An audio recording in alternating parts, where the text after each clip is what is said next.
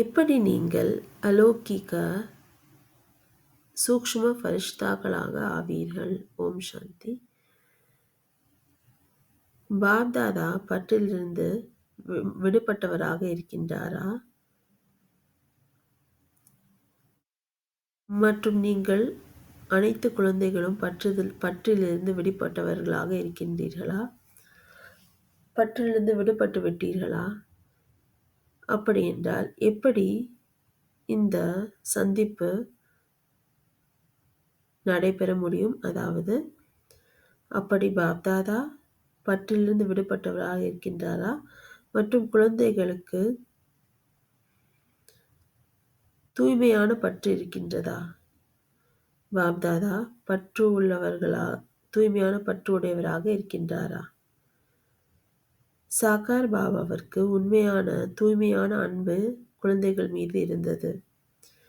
ஆனால் சிவ பாபாவுக்கு அப்படி தூய்மையான அன்பு குழந்தைகளிடம் இருக்கின்றதா?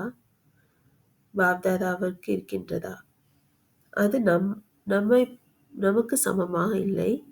ஆனால் பாப்தாதாவுக்கோ மிகவும் மேலாக தூய்மையான பற்று குழந்தைகளிடம் இருக்கின்றது. ஆனால் இந்த விஷயத்தில் பாப்தாதாவிற்கும் குழந்தைகளுக்கும் வித்தியாசம் இருக்கின்றது. எப்பொழுது குழந்தைகள் தூய்மையான பற்று இருக்கின்றதோ அவர்கள் அதனுடைய சுபாவமாக ஆக்கிவிடுகின்றார்கள், அதாவது ஸ்வரூபமாக ஆக்கிவிடுகின்றார்கள்.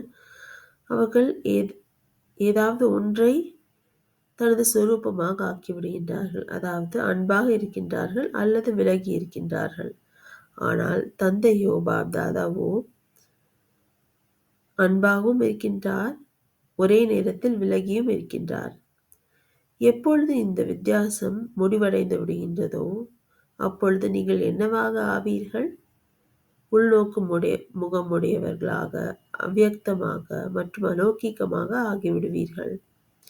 ஆனால் இப்பொழுது கொஞ்சம் உணர்வுகள் உங்களுக்கு இருக்கின்றது, அதாவது லௌகிகம் கலந்திருக்கின்றது.